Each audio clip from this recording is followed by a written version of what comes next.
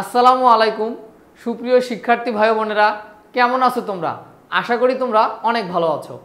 শিক্ষার্থী ভাই বোনেরা, আজকে আমি তোমাদের সাথে তোমাদের নবম দশম শ্রেণী অথবা যারা এসএসসি 2026 এবং 27 সালে পরীক্ষা দিবা তাদের বাংলা প্রথম পত্র বইয়ের খুবই গুরুত্বপূর্ণ একটা টপিক, সেটা হচ্ছে দেখো আজকে আমরা প্রত্যুপকার গল্পটা নিয়ে বিস্তারিত তোমাদের সাথে আলোচনা করব। আমরা এই ক্লাসে তোমাদের একদম সম্পূর্ণ অধ্যায়টা নিয়ে বিস্তারিত কথাবার্তা বলবো, ঠিক আছে? তো তোমরা যারা এসএসসি 2026 এবং 27 সালে পরীক্ষা দিবা, অর্থাৎ এখন যারা তোমরা নবম শ্রেণীতে অথবা দশম শ্রেণীতে আসো তাদের জন্য মূলত এই কোর্সটা, ঠিক আছে, এই ক্লাসটা। তো এই ক্লাসটা মূলত আমাদের বেসিক টু প্রো কোর্সের একটা ক্লাস। হ্যাঁ, বেসিক টু প্রো কোর্সের একটা ক্লাস। তো ক্লাসের কোয়ালিটি বোঝার জন্য আমাদের যেহেতু পেইড কোর্স চলতেছে, তো ক্লাসের কোয়ালিটি বোঝার জন্য আমি এই কোর্সটা তোমাদের আপাতত ক্লাসটা ফ্রি করে দিব। হ্যাঁ, ফ্রি করে দিব। তোমরা আসলে এই ফ্রি ক্লাস থেকে জাস্ট কোর্সের কোয়ালিটিটা বুঝতে পারবা, এবং যদি তোমাদের ভালো লাগে তাহলে অবশ্যই তোমরা আমাদের কোর্সে এনরোল করবা। আচ্ছা, এখন তো চলো আমরা দেখি তো আমরা আজকের ক্লাসে কি কি বিষয় নিয়ে আলোচনা করব। তো প্রথমে এটার মূল গল্পটা নিয়ে আগে আমরা আলোচনা করব, তারপরে বহু নির্বাচনী, যেটাকে আমরা বলতেছি এমসিকিউ। বহু নির্বাচনী বলতে আমরা বোঝাতে চাচ্ছি যে এমসিকিউ টপিকসগুলো নিয়ে আলোচনা করব, তারপরে আমরা এই অধ্যায়ের সৃজনশীল প্রশ্নগুলো নিয়ে বিস্তারিত কিন্তু আলোচনা করব। তাহলে কি কি টপিকস আলোচনা করব? প্রথমে মূল গল্পটা আগে আমরা ভালো করে শিখব, তারপরে এমসিকিউ শিখব, তারপরে ফাইনালি আমরা সৃজনশীল সমাধান করব এই অধ্যায়ের উপর। তো ধৈর্য সহকারে তোমরা ক্লাসটা করবা। আশা করি তোমরা যদি এই ক্লাসটা ফলো করো তাহলে এই অধ্যায় রিলেটেড আর কোনো প্রবলেম তোমাদের থাকবে না, ঠিক আছে?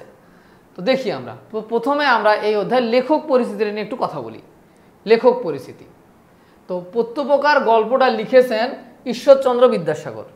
গল্পটা লিখেছেন কে? ঈশ্বরচন্দ্র বিদ্যাসাগর। তো যদি আমরা দেখি ঈশ্বরচন্দ্র বিদ্যাসাগর হচ্ছে লিখেছেন ঈশ্বরচন্দ্র বিদ্যাসাগর।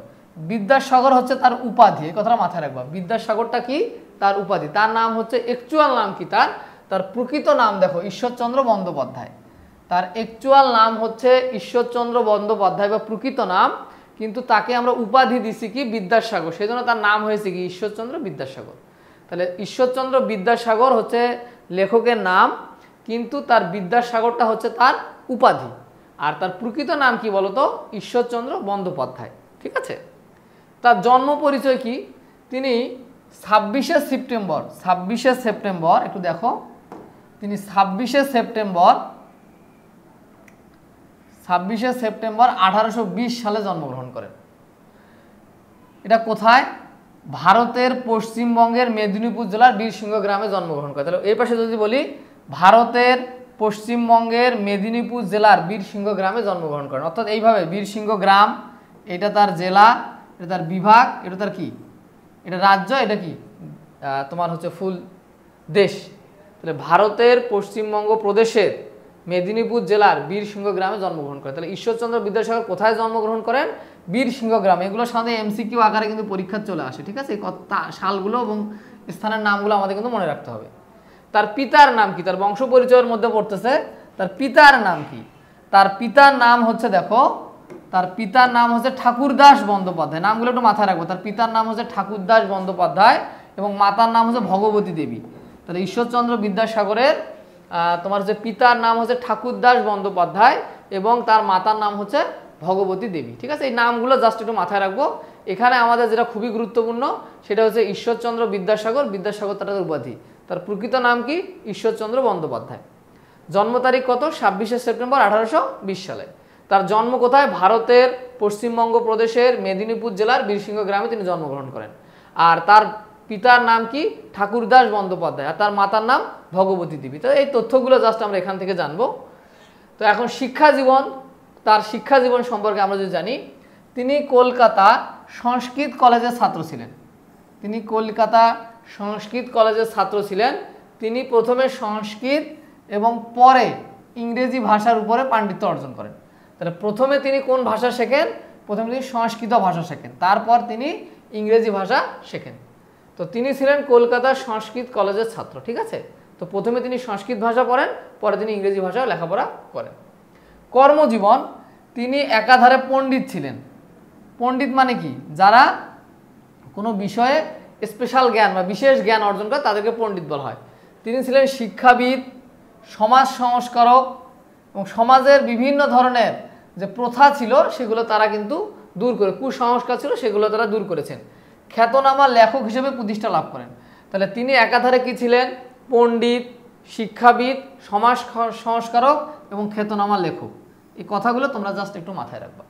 ঈশ্বরচন্দ্র বন্দ্যোপাধ্যায় কি ছিলেন? একাধারে পণ্ডিত, শিক্ষাবিদ, সমাজ সংস্কারক এবং খ্যাতনামা লেখক। ঠিক আছে, এগুলো কিন্তু এমসিকিউ আকারে আমাদের পরীক্ষাতে আসবে, এগুলো কিন্তু আমাদের এমসিকিউ আকারে পরীক্ষাতে আসবে। ঠিক আছে, তো তার সাহিত্যকর্ম কি?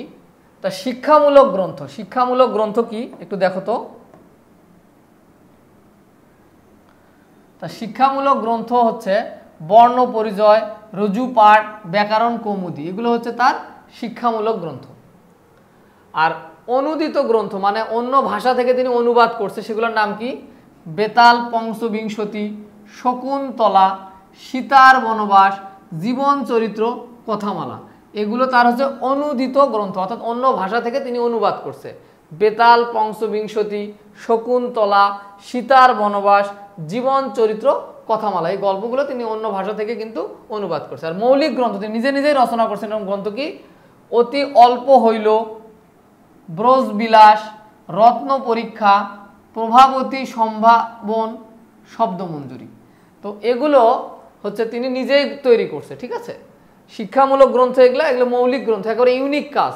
ঠিক আছে, বিশেষ তথ্য কি? বিদ্যাসাগর হচ্ছে তার উপাধি, এটা তো অলরেডি আমরা দেখে আসলাম। বিদ্যাসাগরটা হচ্ছে তার উপাধি। দানশীলতার জন্য তিনি দয়ার সাগর নামে পরিচিত। তাহলে তিনি অনেক বেশি দান করতেন, যার কারণে তাকে আমরা কী নামে ডাকতাম? তাকে আমরা দয়ার সাগর নামেও ডাকতাম। দানশীলতার জন্য তিনি দয়ার সাগর নামেও পরিচিত ছিলেন। ঠিক আছে, সুশৃঙ্খল পদবিন্যাস, যথাযথ জ্যোতিচিহ্ন, জ্যোতিচিহ্ন এই যে কমা, দাড়ি, এগুলোকে বলে জ্যোতিচিহ্ন। তাহলে সুশৃঙ্খল পদবিন্যাস ও যথাযথ জ্যোতিচিহ্ন প্রয়োগ, সাহিত্যের গদ্য রচনায়, সাহিত্যে তিনি গদ্য রচনা করেন, সাহিত্যের গদ্য রচনায় তাকে বাংলা গদ্যের জনক বলা হয়। কথাটা মাথায় রাখবা। তাহলে এটা এমসিকিউ আকারে পরীক্ষা চলে আসবে যে বাংলা গদ্যের জনককে, তখন আমরা দাগাবো ঈশ্বরচন্দ্র বন্দ্যোপাধ্যায়। তাহলে বাংলা গদ্যের জনককে? ঈশ্বরচন্দ্র বন্দ্যোপাধ্যায়, হ্যাঁ, বা ঈশ্বরচন্দ্র বিদ্যাসাগর। তাহলে মৃত্যু, ঈশ্বরচন্দ্র বিদ্যাসাগর 1891 সালে, সালটা মাথায় রাখো, 1891 সালের 22শে জুলাই মৃত্যুবরণ করেন। তাহলে তিনি জন্মগ্রহণ করছে কত সালে? দেখো, তিনি জন্মগ্রহণ করছেন 1920 সালে, আর মারা গেলেন কত সালে বলো? 1891 সালের 29শে জুলাই তিনি মৃত্যুবরণ করেন। তো এগুলো ছিল জাস্ট লেখক পরিচিতি, এগুলো থেকে তোমরা জাস্ট একটু রিডিং দিলেই অনেকগুলো তথ্য এখান থেকে কী করতে পারবা? জানতে পারবা। তো চলো আমরা এখন মূল গল্পে যাই। তো মূল গল্পে যাওয়ার আগে তোমাদের সাথে একটু কথা বলে নেই। তোমরা যারা এসএসসি 2026 এবং 27 সালে পরীক্ষা দিবা, এসএসসি 2026 এবং 27 সালে পরীক্ষা দিবা, তাদের জন্য আমাদের বেসিক টু প্রো কোর্স আছে। হ্যাঁ, তো এখানে বাংলা প্রথম পত্র এবং বাংলা দ্বিতীয় পত্র, দুইটা পত্রই আমরা সুন্দর করে শেষ করে দিব, যার কোর্স ফি হচ্ছে 1000 টাকা। জাস্ট 1000 টাকা যদি তুমি দাও, 1000 টাকা খরচ করলে তুমি বাংলা প্রথম পত্র এবং দ্বিতীয় পত্র রিলেটেড তোমার আর কোনো ধরনের কোনো সমস্যা থাকবে না। আর এটা করার জন্য কি করো? তোমাদের নিচে একটা নাম্বার দেখতে পাচ্ছ, 01711070671, এই নাম্বারে তোমরা হোয়াটসঅ্যাপ করবা। হোয়াটসঅ্যাপ করে জাস্ট বলবা যে আমি ভর্তি হতে চাই। তো কোর্সের নাম বলবা, কোন কোর্সে ভর্তি হো, তাহলে দেখা যাচ্ছে তুমি সব কিছু বিস্তারিত তোমাদেরকে জানিয়ে দেওয়া হবে। ঠিক আছে, তো চলো আমরা ক্লাসের মধ্যে ফিরে যাই। তাহলে আমরা প্রথমে মূল গল্পটা নিয়ে একটু আলাপ করি। প্রত্যুপকার গল্পের মূল গল্পটা নিয়ে এখন আমরা বিস্তারিত আলোচনা করব। তো দেখো এখানে কি বলা আছে, আলী ইবনে আব্বাস নামের এক ব্যক্তি মামুন খলিফার প্রিয় পাত্র ছিলেন। তাহলে এখানে একটু ভালো করে খেয়াল করো, আলী ইবনে আব্বাস, আলী ইবনে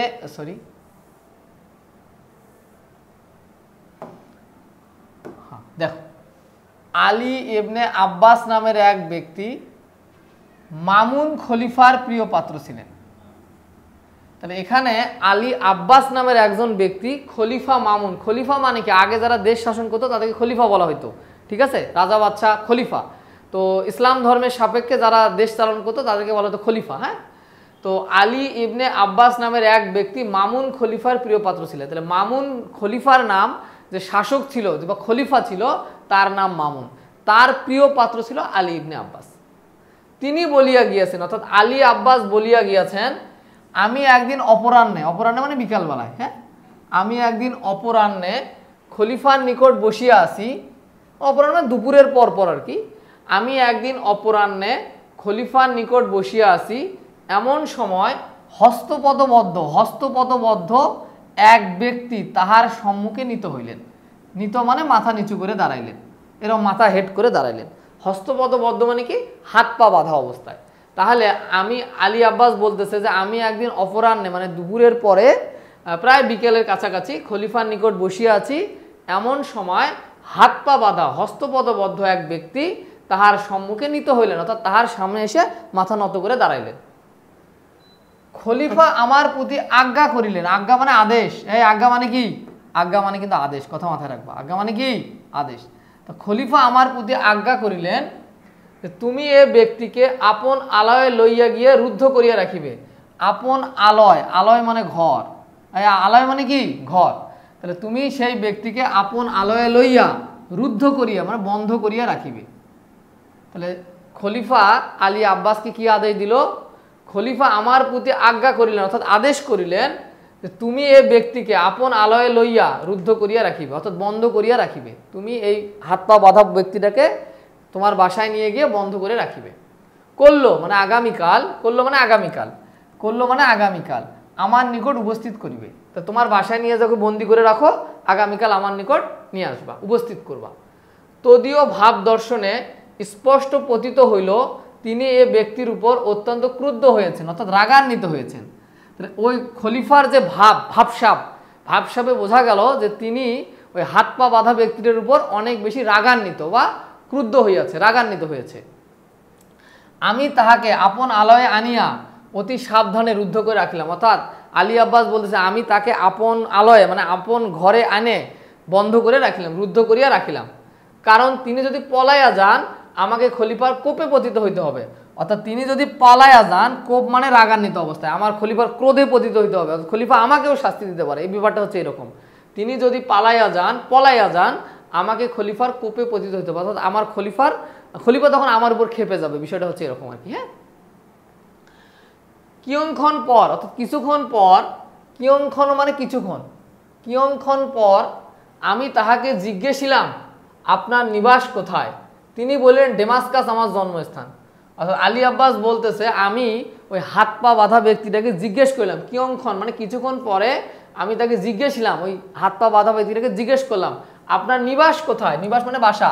হ্যাঁ, নিবাস মানে কি? বাসা। আপনার বাসা কোথায়? তিনি বলেন ডেমাস্কাস, অর্থাৎ সিরিয়ার রাজধানী যে দামেস্কো, ওই দামেস্কোকে বলা হচ্ছে ডেমাস্কাস। তা আমার বাসা কোথায়? আমার বাসা হচ্ছে ডেমাস্কাস, অর্থাৎ দামেস্কে। তাহলে ওই হাত পা বাঁধা ব্যক্তি উত্তর দিল, তিনি বললেন আমার ডেমাস্কাস আমার জন্মস্থান, মানে ওইখানে আমার জন্ম হয়েছে। ওই নগরের যে অংশে বৃহৎ মসজিদ আছে তথায় আমার বাস। তাহলে ওই যে ডেমাস্কাস নগরের একটা অংশে বিশাল মসজিদ আছে, সেই মসজিদের যে অংশে মসজিদটা আছে সেটাই ওই হাত পা বাঁধা ব্যক্তির তোমার হচ্ছে কি বাস বা বাসা। আমি বলিলাম, অর্থাৎ আলী আব্বাস বলিল ডেমাস্কাস নগরের বিশেষত যে অংশে আপনার বাস তাহার উপর জগদীশ্বরের শুভ দৃষ্টি থাকুক, অর্থাৎ জগদীশ্বর মানে সৃষ্টিকর্তা বা আল্লাহর শুভ দৃষ্টি মানে ভালো একটা রহমত থাকুক, ভালো একটা দৃষ্টি থাকুক বা শুভ দৃষ্টি থাকুক। ওই অংশের অধিবাসী এক ব্যক্তি এক সময় আমার প্রাণদান দিয়েছিলেন, অর্থাৎ আলী আব্বাস বলতেছে ওই অংশের এক অধিবাসী এক সময় আমার প্রাণদান দিয়েছিলেন, প্রাণদান দিয়েছিলেন। তাহলে আলী আব্বাস বলছে ওই এলাকার ওই জায়গাটার উপর আল্লাহর একটা শুভ দৃষ্টি থাকুক, জগদীশ্বরের শুভ দৃষ্টি থাকুক বা সৃষ্টিকর্তার শুভ দৃষ্টি থাকুক, কারণ ওই অংশের এক অধিবাসী এক সময় আমার প্রাণদান দিয়েছিলেন, মানে আমার প্রাণ রক্ষা করেছিলেন। এটা হচ্ছে এখানে লেখা আছে। আমার এই কথা শুনিয়া তিনি সবিশেষ জানিবার নিমিত্তে, মানে তিনি জানার আগ্রহ প্রকাশ করলেন, সবিশেষ জানিবার নিমিত্তে ইচ্ছা প্রকাশ করলেন, অর্থাৎ তিনি আগ্রহ নিয়ে জানার ইচ্ছা প্রকাশ করলেন। আমি বলিতে আরম্ভ করিলাম বহু বছর পূর্বে, অর্থাৎ আলী আব্বাস বলতেছে যে আমি বলিতে আরম্ভ করিলাম বহু বছর পূর্বে ডেমাস্কাসে শাসনকর্তা পদচ্যুত হইলে যিনি তদীয় পদে অধিষ্ঠিত হন আমি তাহার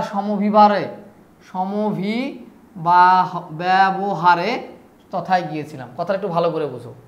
তাহলে এখানে আলী আব্বাস বলতেছে বহু বছর পূর্বে ডেমাস্কাসের শাসনকর্তা পদচ্যুত হয়েছিলেন, যে তখন যে দামেস্কের শাসনকর্তা ছিলেন তিনি পদচ্যুত হয়েছিলেন, অর্থাৎ তিনি সেখান থেকে তার পদ চলে গেছিল।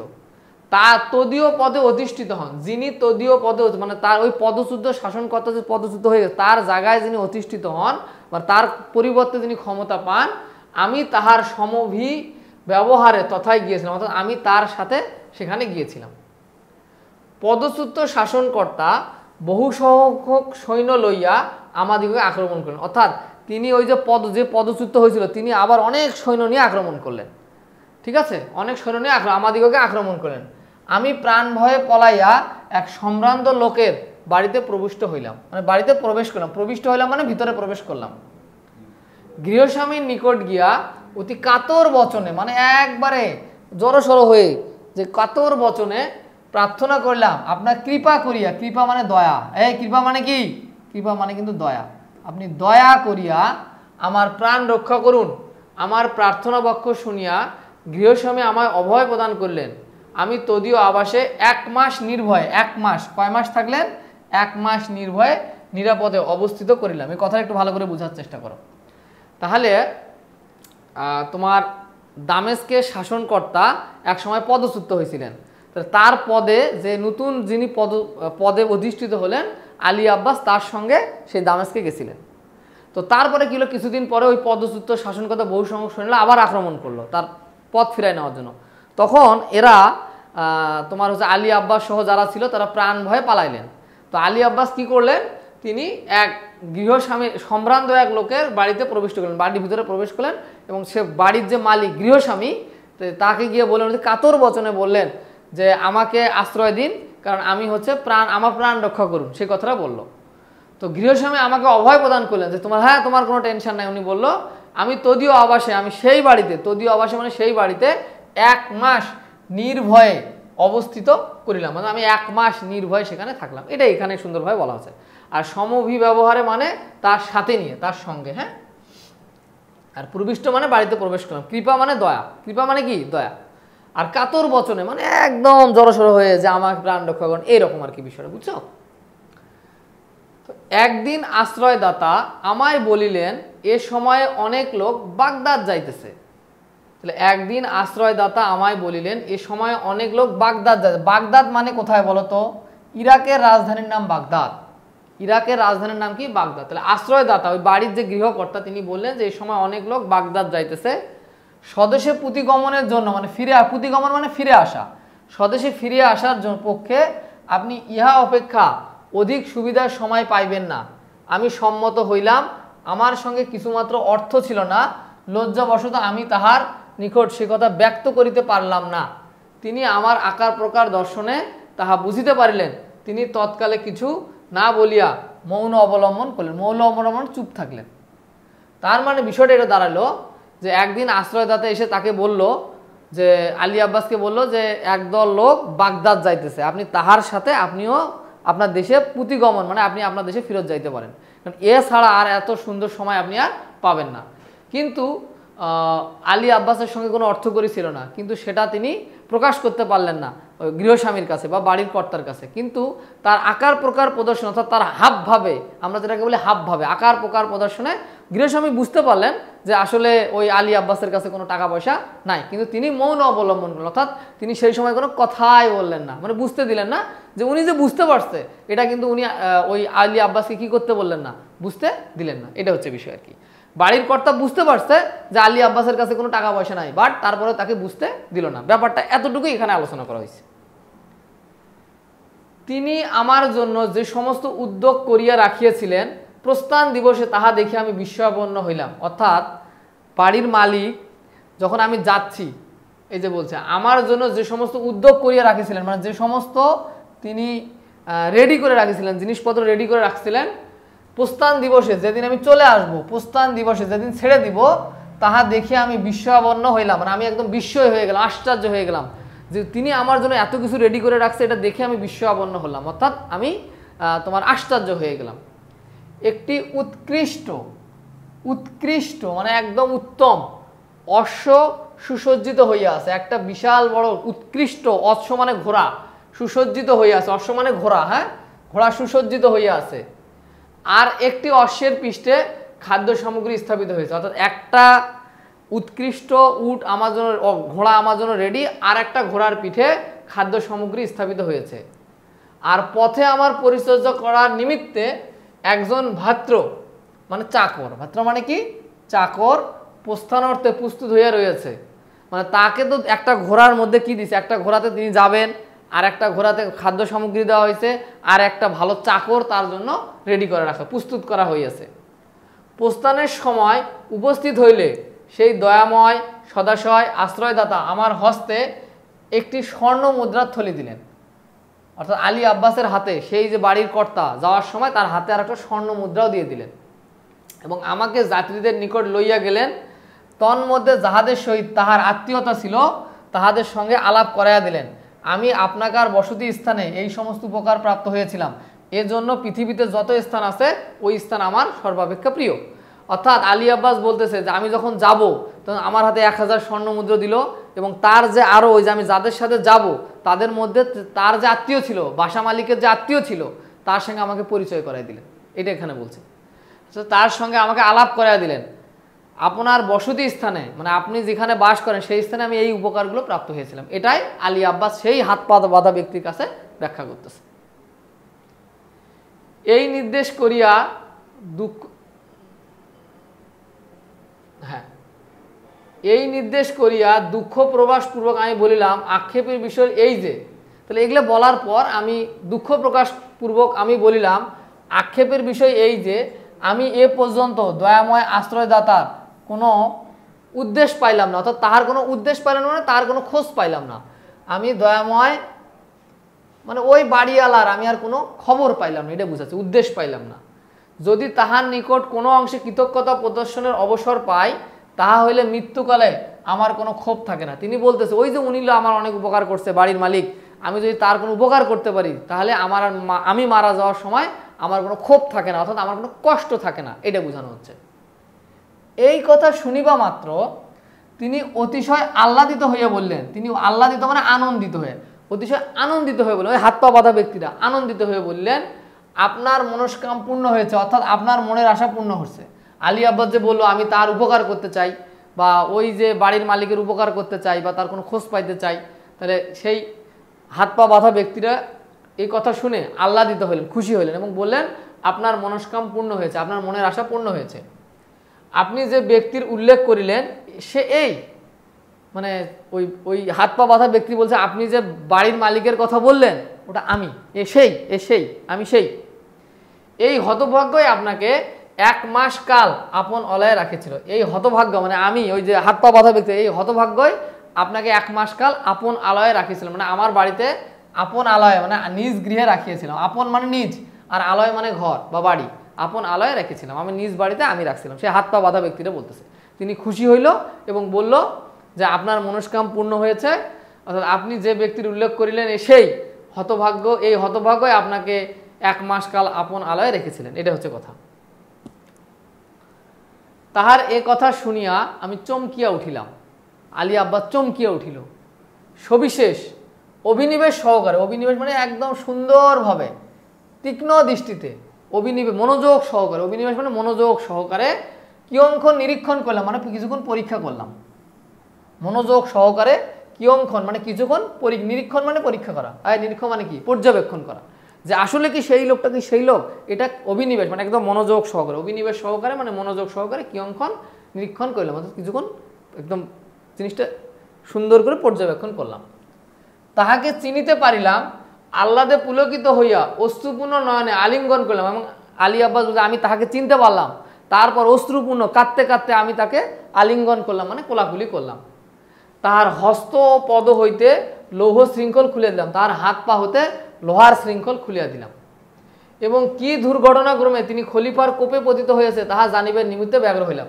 তাহলে কি কারণে তিনি খলিফার তার উপর রাগান্বিত হয়েছে বা খলিফার ক্ষোভের কারণ হয়েছে সেটা তিনি জানিবার নিমিত্তে ব্যগ্র হইলাম। ব্যগ্র মানে জানিবার আগ্রহ প্রকাশ করিলাম বা আমি জানার জন্য বেশ বেকুল হয়ে উঠলাম যে কি কারণে আপনি খলিফা আপনার উপর ক্ষেপে আছে বা রাগান্বিত হয়ে আছে, সেটা জানিবার জন্য বেশ আগ্রহ করছিলাম বা ব্যগ্র হইলাম। ব্যগ্র মানে আগ্রহ প্রকাশ করলাম, ঠিক আছে, জানাবার জন্য মানে একদম বলে না অনেক সময় কি হয়েছে বল, এরকম বিষয়টা, তো মানে বেশ আগ্রহ প্রকাশ করলাম। হ্যাঁ বুঝছো, এটা হচ্ছে এই টপিকস।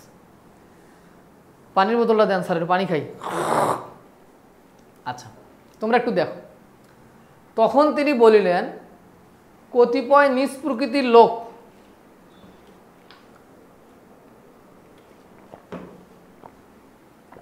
তখন তিনি বলিলেন কতিপয় নিজ প্রকৃতির লোক ঈর্ষাবশত মানে রাগান্বিত অবস্থায় শত্রুতা করিয়া খলিফার নিকট আমার উৎকট দোষারোপ, উৎকট মানে প্রবল, এই উৎকট মানে কি, উৎকট মানে কিন্তু প্রবল, হ্যাঁ প্রবল, উৎকট মানে হচ্ছে প্রবল, খলিফার নিকট আমার উৎকট দোষারোপ করিয়াছে, মানে আমার নাম সম্পর্কে এমনি অনেক বানায় ছানায় মিথ্যা কথা বলছে। তোর জন্য তদীয় আদেশক্রমে হঠাৎ অবরুদ্ধ এবং এখানে আনিত হয়েছে। তাহলে ওই যে কিছু দুষ্ট লোক হিংসাবশত আমার নামে খলিফার কাছে উল্টাপাল্টা বলছে এবং এর কারণে খলিফা হঠাৎ করে আমাকে অবরুদ্ধ মানে বন্দি করছে এবং আমাকে এখানে আনিত হইয়াছি। আসিবার সময় স্ত্রী পুত্র কন্যা দিগের সহিত দেখা করিতে দেয় নাই। হাত পা বাঁধা ব্যক্তি বলছে আসিবার সময় কারোর সঙ্গে স্ত্রী পুত্র কন্যা কারোর সহিত আমাকে দেখা করিতে দেয় নাই। বোধ করি আমার প্রাণদণ্ড হইবে, অর্থাৎ আমাকে মেরে ফেলবে, প্রাণদণ্ড হইবে মানে আমাকে হত্যা করবে। অতএব আপনার নিকট বিনীত বাক্য প্রার্থনা এই যে আপনি অনুগ্রহ করিয়া আমার পরিবারবর্গের নিকট এই সংবাদ পাঠাইয়া দিবেন। আপনি অনুগ্রহ করিয়া আমার পরিবারের কাছে এই সংবাদটা পাঠাইয়া দিবেন, তাহা হইলেই আমি যথেষ্ট উপকৃত হব। তাহলে এটা হইলেই আমি অনেক বেশি উপকৃত হব। কথা কে বললো বলো তো? এই কথা বললো কিন্তু সেই হাত পা বাঁধা ব্যক্তিটা, বাড়ির মালিক। তাহার এই প্রার্থনা বাক্য শুনে আমি বলিলাম, না না, আপনি এক মুহূর্তের জন্য প্রাণ নাশের আশঙ্কা করবেন না। অর্থাৎ আলী আব্বাস বলছে না না না, আপনি এক মুহূর্তের জন্য আপনার যে প্রাণ যাবে এটা আশঙ্কা করিবেন না, প্রাণ নাশের আশঙ্কা করিবেন না, আপনি এই মুহূর্ত হইতে স্বাধীন।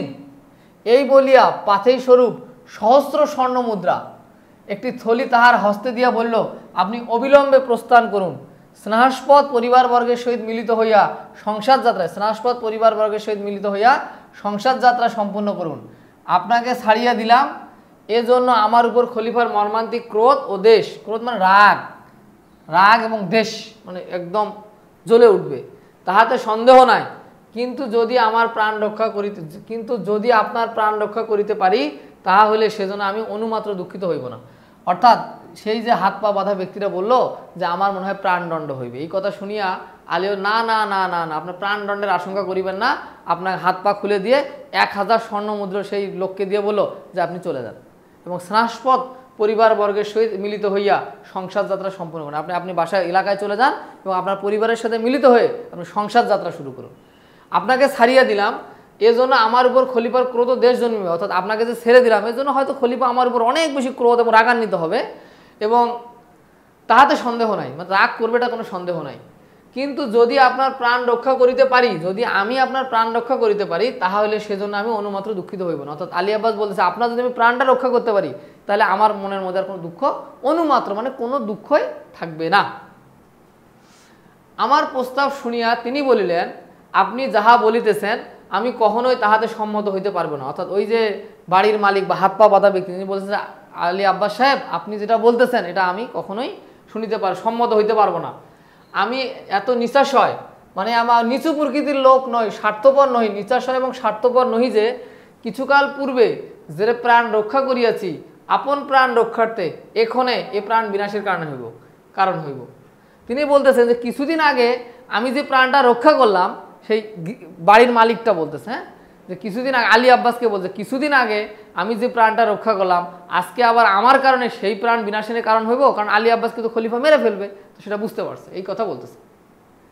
তাহা কখনো হইবে না, যাহাতে খলিফা আমার উপর অক্রোধ হন, মানে আমার উপর রাগ কমে যায়, আপনি তা নিয়ে কাজ করেন, আপনি দয়া করিয়া তাহা যথোপযুক্ত চেষ্টা করুন। আলী আব্বাসকে বলতেছে সেই হাত পা বাঁধা ব্যক্তিটা যে আপনি এমন কিছু করুন যাতে খলিফা আমার উপর রাগটা কমে যায়, অক্রোধ হন, মানে আমার উপর যেন ক্ষোভটা কি হয়ে যায়, কমে যায়, তাহলে আপনার প্রকৃত কৃতজ্ঞতা প্রদর্শন করা হইবে।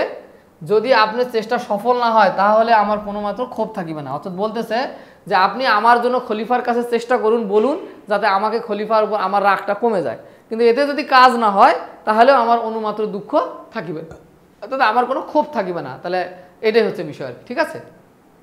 আচ্ছা, ওকে। তাহলে এখন দেখো পরের দিন প্রাতকালে, প্রাতকাল মানে ভোরবেলা, প্রাতকাল মানে কি ভোরবেলা, আমি খলিফার নিকট উপস্থিত হলাম। আলী আব্বাস খলিফার নিকট উপস্থিত হইল। তিনি জিজ্ঞেস করিলেন, সে লোকটি কোথায়, তাহাকে আনিয়াছ? খলিফা জিজ্ঞেস করেন আলী আব্বাসকে যে সে লোকটা কোথায়, তাকে আনিয়াছ? এই বলিয়া তিনি ঘাতককে ডাকায়া, ঘাতক মানে যে হত্যা করে, তাই না, ঘাতক মানে কি, যে হত্যা করে। হ্যাঁ, ঘাতককে ডাকাইয়া প্রস্তুত হইতে আদেশ দিলেন। তখন আমি তাহার চরণে পতিত হইয়া বিনীত কাতর বচনে বলিলাম, ধর্ম অবতার, এ ব্যক্তির বিষয়ে আমার কিছু বক্তব্য আছে।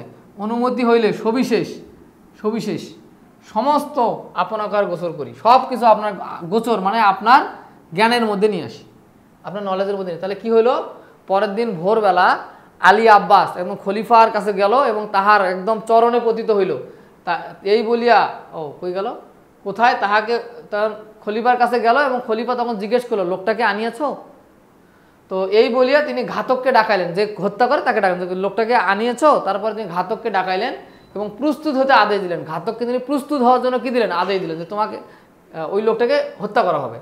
তখন আমি তাহার চরণে পতিত হয়ে, অর্থাৎ তার পায়ের কাছে পড়ে বিনীত কাতর বচনে বলিলাম, একদম বিনীত হয়ে খলিফার কাছে বললাম, ধর্ম অবতার, ধর্মের গুরু, এই ব্যক্তির বিষয়ে আমার কিছু বক্তব্য আছে।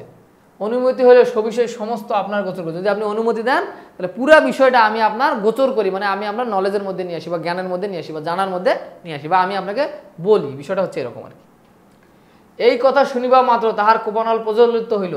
তাহার কোপানল প্রজ্বলিত হইল মানে তাহার রাগ আরো বেড়ে গেল। কোপানল মানে রাগ আরো বেড়ে গেল, প্রজ্বলিত হইল, রাগ বেড়ে গেল। তিনি রোষাক্ত নয়নে, একদম রাগান্বিত নয়নে, রোষাক্ত নয়নে একদম মনে করো যে খুব ক্ষোভে রোষাক্ত নয়নে বললেন, আমি শপথ করিয়া বলিতেছি, তুমি যদি তাহাকে ছাড়িয়ে দিয়া থাকো, এই দণ্ডে তোমার প্রাণদণ্ড হইবে। খলিফা আলী আব্বাসকে বলতেছে যে একদম রাগ হয়ে, যে তুমি যদি ওই ব্যক্তিকে ছেড়ে দিয়ে থাকো তাহলে এই দণ্ডে তোমারও প্রাণদণ্ড হবে। তখন আমি বলিলাম, আপনি ইচ্ছা করলে এই মুহূর্তে আমারও তাহার প্রাণদণ্ড করিতে পারেন। তাহলে আলী আব্বাস বলতেছে যে আপনি ইচ্ছা করলে এই মুহূর্তে আমার এবং তাহার দুইজনে কি করতে পারেন, প্রাণদণ্ড করিতে পারেন, প্রাণদণ্ড করিতে পারেন। তাহার কি সন্দেহ, কি তাতে সন্দেহ কি আছে? আপনি তো খলিফা, আপনি তো নেতা, আপনি চাইলে যে কোনো মুহূর্তে আমার এবং তাহার প্রাণদণ্ড করিতে পারেন। কিন্তু আমি যে নিবেদন করিতে ইচ্ছা করিতেছি, কৃপা করিয়া তাহা শুনিলে আমার চরিত্র অর্থ হয়। অর্থাৎ আমি যেটা বলতে চাচ্ছি, আমি যেটা নিবেদন করিতে ইচ্ছা করিতেছি, আমি যেটা বলতে চাচ্ছি, আপনি দয়া করিয়া, কৃপা মানে দয়া, আপনি দয়া করিয়া তাহা শুনিলে চরিত্রার্থ হই, অর্থাৎ আমি খুশি হই, উপকৃত হই। তাহলে খলিফাকে বলতেছে যে আমি যাহা বলতে চাই আপনি যদি তা শোনেন, তাহলে দয়া করিয়া তাহা যদি শোনেন তাহলে অনেক উপকার হয় বা উপকৃত হয়। চরিত্রার্থ হয় মানে উপকৃত হয়। হ্যাঁ, আচ্ছা দেখো, এই কথা শুনিয়া খলিফা উদ্ধত বচনে বললেন, কি বলতে চাও বলো। তখন খলিফা বলছে, কি বলতে চাও বলো, মানে ও যেহেতু অনুনয় বিনয় করতেছে, খলিফা কি বলতে চাও বলো। তখন সে ব্যক্তি ডেমাসকাস নগরে কি রূপে আশ্রয় দান প্রাণ রক্ষা করিয়াছিলেন, এক্ষণে তাহাকে ছাড়িয়ে দিতে চাইলে আমি অবধারিত বিপদে পড়িব, এজন্য তাহাতে কোনো মতে সম্মত হলেন না। তিনি আলী আব্বাস খলিফাকে শর্টকাটে বলতেছেন যে তিনি কিভাবে আশ্রয় দিয়েছিলেন, তারপরে কিভাবে প্রাণ রক্ষা করেছিলেন, তারপরে আমি যে তাকে আমার বাসায় ছেড়ে দিলাম, তিনি না গিয়ে তিনি চলে গেলেন না, তিনি বললেন যে না, আমি যদি চলে যাই তাহলে তুমি নিশ্চয়ই বিপদে পড়বা। তো এই ঘটনাগুলো কোনো মতে সম্মত হলে না। এই দুই বিষয়ে সবশেষ নির্দেশ করিয়া বললাম, ধর্মাবতার, যে ব্যক্তি এরূপ প্রকৃতির, এরূপ মতি, অর্থাৎ যে ব্যক্তি এমন দয়াশীল, পরোপকার, ন্যায়পরায়ণ, সদ্বিবেচক, দয়াশীল, পরোপকার, ন্যায়পরায়ণ, সদ্বিবেচক, তিনি কখনো দুরাচার নয়, তিনি কখনো খারাপ লোক নয়। দুরাচার মানে খারাপ লোক নয়। নিজ প্রকৃতির পরহিংসুক দুরাত্মা, ঈশাবশত অমূলক দোষারোপ করিয়া তার সর্বনাশ করিতে উদ্যত হয়েছে। অর্থাৎ নিজ প্রকৃতির কিছু লোক, খারাপ লোক, তার সম্পর্কে উল্টাপাল্টা বলিয়া তার সর্বনাশ, অমূলক দোষারোপ করছে তার উপর। যেটা ভালো লোক তার উপর অমূলক দোষারোপ করছে। নতুবা যাহাতে প্রাণদণ্ড হইতে পারে, তিনি এরূপ কোনো দোষে দূষিত হইতে পারেন, আমার এরূপ বোধ ও বিশ্বাস হয় না। তাহলে আলী আব্বাস বলছে তিনি এত ভালো মানুষ, তিনি যে এমন দোষ করবে যার কারণে তার প্রাণ চলে যাবে, এমন খারাপ কাজ তিনি করতে পারেন না, এটা বুঝেছে আলী আব্বাস খলিফাকে বলতেছে। এক্ষেত্রে আপনার যেরূপ অভিরুচি হয় করেন। এক্ষেত্রে অভিরুচি মানে ইচ্ছা, এক্ষেত্রে অভিরুচি মানে কি ইচ্ছা, অর্থাৎ এই ক্ষেত্রে আপনার যেরূপ ইচ্ছা হয় আপনি করেন। তাহলে আলী আব্বাস ওই যে ব্যক্তিটার সম্পর্কে খলিফার কাছে সুন্দর করে বুঝাই বললো যে তিনি আশ্রয় দিয়েছিলেন, আমার প্রাণ রক্ষা করেছিলেন, তারপর আমি তাকে ছেড়ে দিলাম, তারপর তিনি গেলেন না।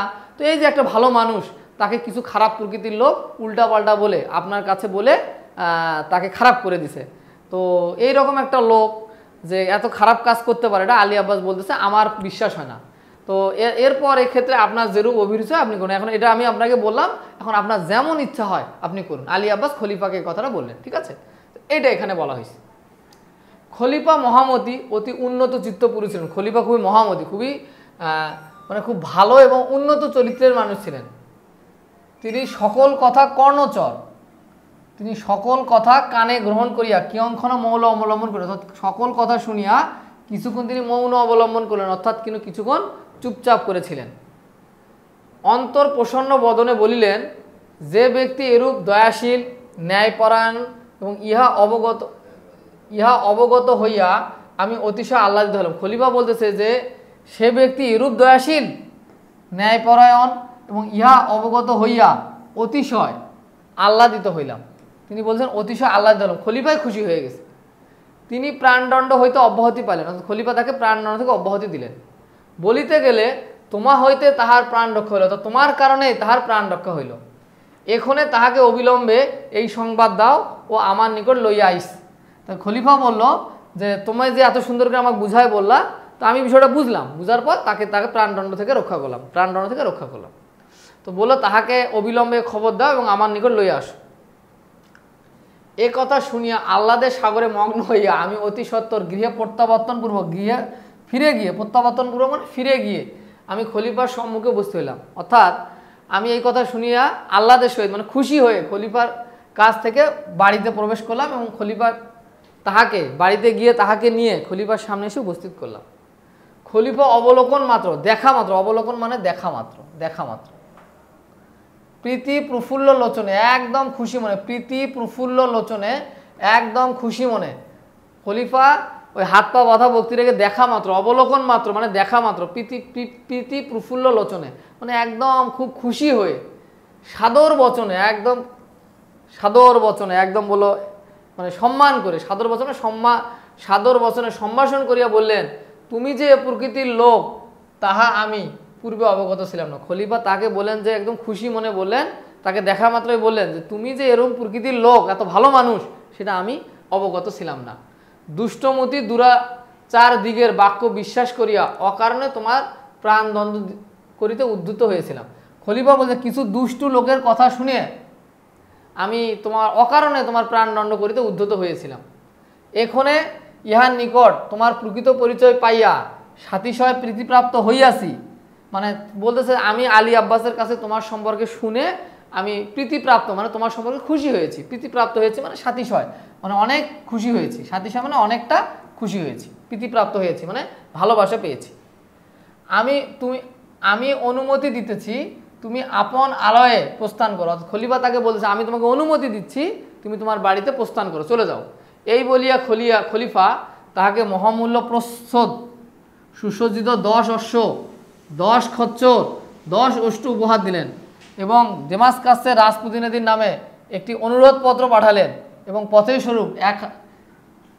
স্বরূপ বহু সংখ্যক অর্থ দিয়ে তাকে বিদায় করলেন। তাহলে বুঝছো, তাহলে খলিফা তাকে দেখা মাত্র বলল যে তুমি যে এত ভালো মানুষ এটা আমার জানা ছিল না। তো যার কারণে কি করলো, তিনি সাতিশয় প্রীতিপ্রাপ্ত হইয়াছি, অনুমতি দিয়েছি তুমি আপন আলয়ে প্রস্থান করো, তুমি তোমার বাড়িতে চলে যাও। এই বলিয়া খলিফা তাহাকে মহামূল্য প্রচ্ছদ মানে মহামূল্য পোশাক, সুসজ্জিত 10টা অশ্ব ঘোড়া দিল, 10টা খচ্চর দিল, 10টা উট দিল। তারপরে রাজপ্রতিনিধির নিকট ওই যে ডেমাসকাসে যে রাজপ্রতিনিধি আছে খলিফার মনোনীত যে আরো প্রতিনিধি, তার কাছে একটা অনুরোধপত্র পাঠাইলো, পাথেয় স্বরূপ বহু সংখ্যক অর্থ দিয়ে তাকে বিদায় করলেন এবং রাস্তায় পাথেয় স্বরূপ মানে কি, রাস্তায় যাওয়ার জন্য বহু সংখ্যক অর্থ দিয়ে তাকে কি করলেন, বিদায় করে দিলেন যে যাও তুমি চলে যাও। তো এখন আমরা পাঠ পরিস্থিতি নিয়ে একটু আলাপ করবো তোমাদের সাথে। হ্যাঁ, তো প্রত্যুপকার রচনাটি আখ্যান মঞ্জুরি দ্বিতীয় ভাগ থেকে সংকলন করা হয়েছে, অর্থাৎ ঈশ্বরচন্দ্র বিদ্যাসাগরের যে গল্প আখ্যান মঞ্জুরি তার দ্বিতীয় ভাগ থেকে সংকলন করে নেওয়া হয়েছে। ঈশ্বরচন্দ্র বিদ্যাসাগরের আখ্যান মঞ্জুরি রচিত হয় 1868 সালে, এটা 1868 সালে এটা রচিত হয়। বিশ্বের নানা দেশের ইতিহাস, প্রসিদ্ধ ব্যক্তিবর্গের জীবনের গৌরবদীপ্ত ঘটনা এই গ্রন্থের বিভিন্ন রচনার উপজীব। অর্থাৎ আখ্যান মঞ্জুরিতে কি কি আছে, বিশ্বের বিভিন্ন দেশের প্রসিদ্ধ ব্যক্তিগণের জীবনের গৌরবদীপ্ত মানে খুব ভালো ভালো কাজগুলো ওই গ্রন্থটার মধ্যে আছে।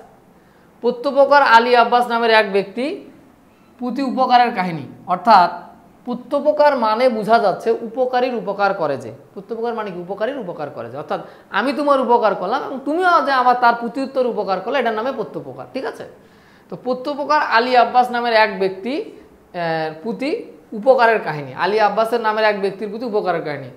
খলিফা মামুনের সময়কালে দামেস্কের জৈনিক শাসনকর্তা পদচ্যুত হন। খলিফা মামুনের সময় দামেস্কের যে শাসনকর্তা ছিলেন তিনি পদচ্যুত হন। নতুন শাসনকর্তা মামুনের একজন প্রিয় পাত্র ছিলেন আলী আব্বাস। তিনি স্থানীয় একজন সম্ভ্রান্ত ব্যক্তির কাছে আশ্রয় লাভ করে জীবন রক্ষা করেন।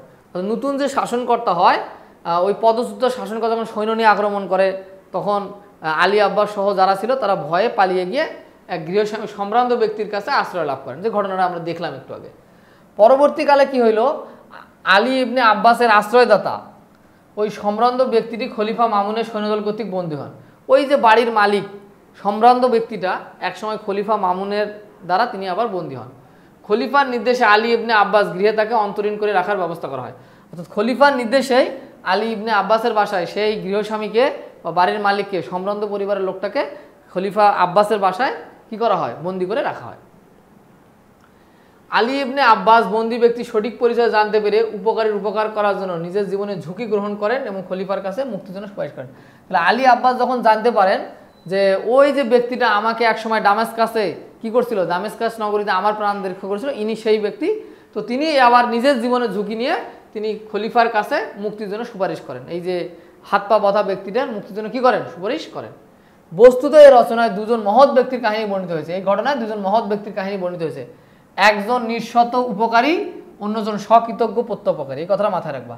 একজন কি স্বকৃতজ্ঞ প্রত্যুপকারী, মানে একজন উপকার করছে আর একজন প্রতি উত্তরে স্বকৃতজ্ঞ হয়ে তার আবার উপকার করছে। এটা হচ্ছে বিষয়টা, হচ্ছে এটা খলিফার মহত্ব এই রচনার প্রকাশ। খলিফার যে একজন মহৎ ব্যক্তি, মহৎ গুণ, সেটা এই রচনায় কি হয়েছে, উপস্থাপিত হয়েছে। জাস্ট এগুলো রিডিং দিলেই তোমরা বুঝবো।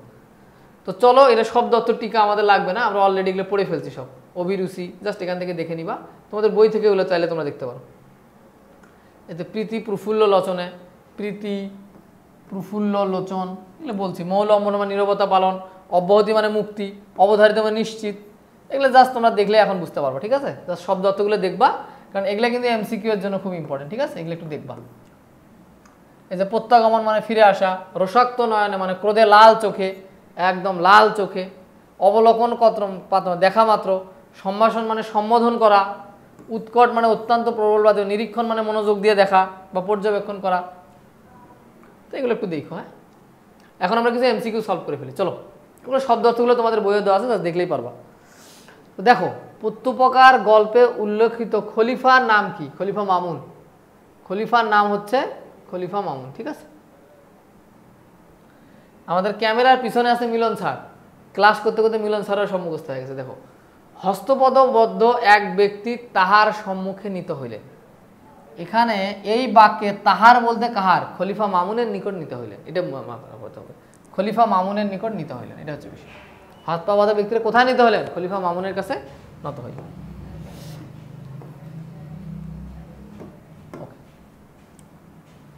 বন্দি ব্যক্তির জন্মস্থান কোথায়?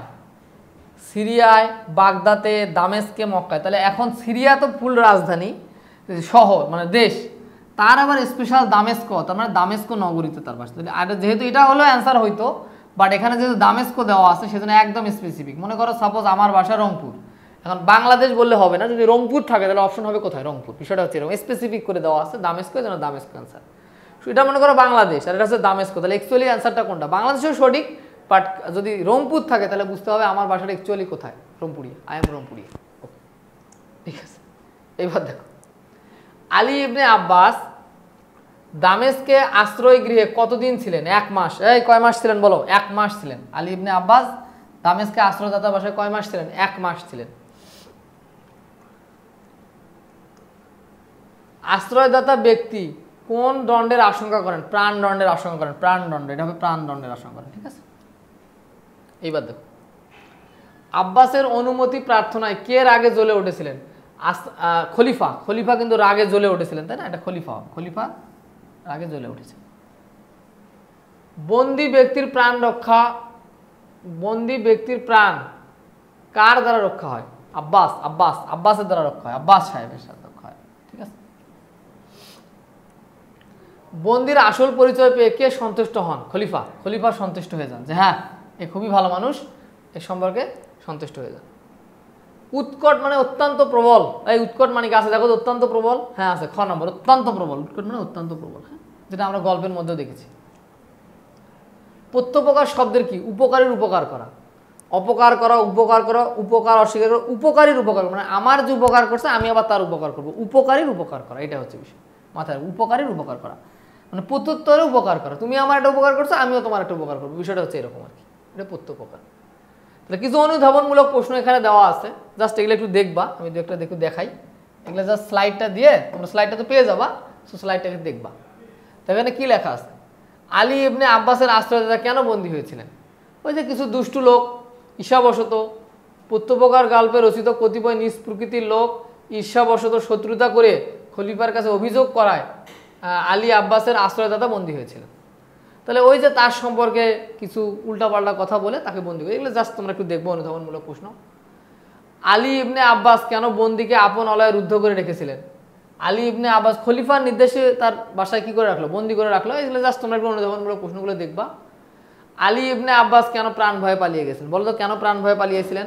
ওই যে পদশুদ্ধ শাসনকর্তা বহু সংখ্যক সৈন্য নিয়ে যখন আক্রমণ করে তখন আলী আব্বাস কি হয়ে গেল? ওখান থেকে পালায় গেল। তো এগুলো অনুধাবনমূলক প্রশ্ন, এগুলো তোমাদের পরীক্ষাতে আসতে পারে, এগুলো জাস্ট একটু দেখবা। এগুলো বিস্তারিত এখানে লেখা আছে, এগুলো স্ক্রিনশট দিয়ে নাও, এগুলো শুধু এখান থেকে পড়লেই পারবা।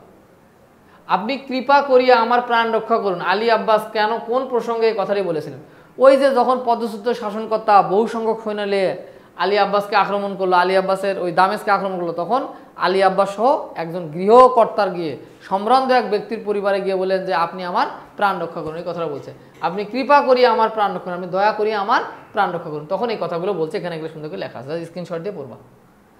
লজ্জাবশত তাহার নিকট আমি সে কথা ব্যক্ত করিতে পারলাম না, এই কথার অর্থ কি? এই লজ্জাবশত সে কথা, ওই যে যখন আলী আব্বাস কোথায় চলে যাচ্ছিল, বাসায় চলে আসার কথা ছিল আলী আব্বাসের, সেই সিরিয়া থেকে, দামেস্ক থেকে, তখন তার কাছে কোনো টাকা পয়সা ছিল না। তো এই জন্য লজ্জাবশত আমি তাহার নিকট সে কথা ব্যক্ত করতে পারলাম না, যে আমার কাছে কোনো টাকা পয়সা নাই, এটা আমি ব্যক্ত করতে পারলাম না। এটা এখানে সুন্দর করে লিখে দেওয়া আছে, জাস্ট এগুলো পড়বা। এখন সৃজনশীল সমাধান করে ফেলি, চলো। এগুলো তোমরা জাস্ট পারো, গল্পটা ভালো করে বুঝলে এগুলো কোনো ব্যাপার না, ঠিক আছে? আচ্ছা চলো সৃজনশীল এক আমরা দেখি, তোমাদের বইয়ে আছে এটা। চুরির অভিযোগে কিছু লোক জৈনিক ব্যক্তিকে চেয়ারম্যানের ইউনিয়ন পরিষদে হাজির করলো। তাহলে চুরির অভিযোগে কিছু লোক চেয়ারম্যানের নিকট এক ব্যক্তিকে ইউনিয়ন পরিষদের চেয়ারম্যানের নিকট হাজির করিল। ঘটনার বিবরণ শুনে তিনি চৌকিদার আমজাদকে ডেকে, তাহলে চৌকিদার আমজাদকে ডেকে নির্দেশ দিলেন যে বন্দীকে তার বাড়িতে রাখতে। চেয়ারম্যান বলেন যে বন্দীকে, এই চোরটাকে তোমার বাড়িতে নিয়ে যাও। ঘটনাক্রমে তিনি জানতে পারলেন বন্দী ব্যক্তি আর কেউ নয়, সে 10 বছর আগে আমজাদের সন্তানকে সড়ক দুর্ঘটনা থেকে বাঁচিয়েছিলেন। নিজ গৃহে আহত সন্তানের সেবা করেছিল, কিন্তু আমজাদ নিজের ক্ষতি হবে ভেবে নাচরান ভান করে চুপ করে রইল। ঠিক আছে, তাহলে আমজাদ সাহেব কিন্তু জানলো, যে চৌকিদার আমজাদ জানলো যে এই লোকটা একসময় আমার সন্তানের সড়ক দুর্ঘটনা থেকে রক্ষা করছিল এবং আমার সন্তানকে তার বাসায় নিয়ে উপকারও করছিল, কিন্তু আমজাদ সাহেব নিজের ক্ষতি হবে দেখে চেয়ারম্যান তাকে বকাবকি করবে বিধায় সে কিন্তু চুপ করে রইল। তাহলে আমজাদ সাহেবের সাথে আব্বাস সাহেবের কিন্তু বিশাল পার্থক্য। আব্বাস সাহেব কিন্তু চেষ্টা করছে, বাট আমজাদ সাহেব কিন্তু কি করছে দেখো, চুপচাপ করে বসে আছে। চলো এটা নিয়ে আমরা কিছু সৃজনশীল দেখবো। তো প্রত্যপকার শব্দের অর্থ কি? তো চলো আমরা দেখি। প্রত্যপকার শব্দের অর্থ হচ্ছে উপকারীর উপকার করা, এটা হচ্ছে উপকারীর উপকার করার নাম হচ্ছে প্রত্যপকার। 2 নম্বর প্রশ্নে কি বলছে দেখো সৃজনশীলে, যে খলিফা মামুন কিছুক্ষণ মৌন হয়েছিলেন কেন? যখন খলিফা মামুন কেন মৌন হয়েছিলেন বলো তো? বন্দী ব্যক্তি সম্পর্কে যখন খলিফা মামুন সবকিছু জানতে পারলো, যে তিনি ভালো মানুষ, সদাচার, ন্যায়পরায়ণ, সৎ বিবেচক, তো তখন খলিফা কিছুক্ষণ মৌন হয়ে চুপচাপ ছিলেন। এটা হচ্ছে সেখানে এই কথাগুলো এখানে সুন্দর করে ব্যাখ্যা করা আছে। এটা জাস্ট তোমরা স্ক্রিনশট দিয়ে নাও, এটা সুন্দর করে উত্তরগুলো জাস্ট পড়লেই তোমরা পেরে যাবো। ঠিক আছে, স্ক্রিনশট দিয়ে নাও। হ্যাঁ, ওকে।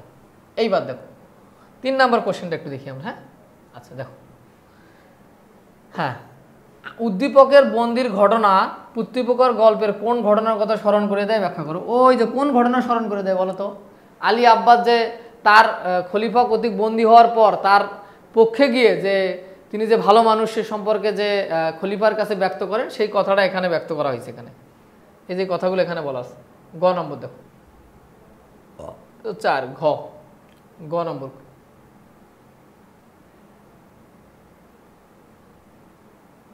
এই যে এটা উপকারী বন্দী হওয়ার দিক থেকে উদ্দীপকের বন্দির ঘটনা প্রত্যেক হলো আলী ইবনে আব্বাসের আশ্রয়দাতার বন্দী হওয়ার ঘটনাটি স্মরণ করিয়ে দেয়।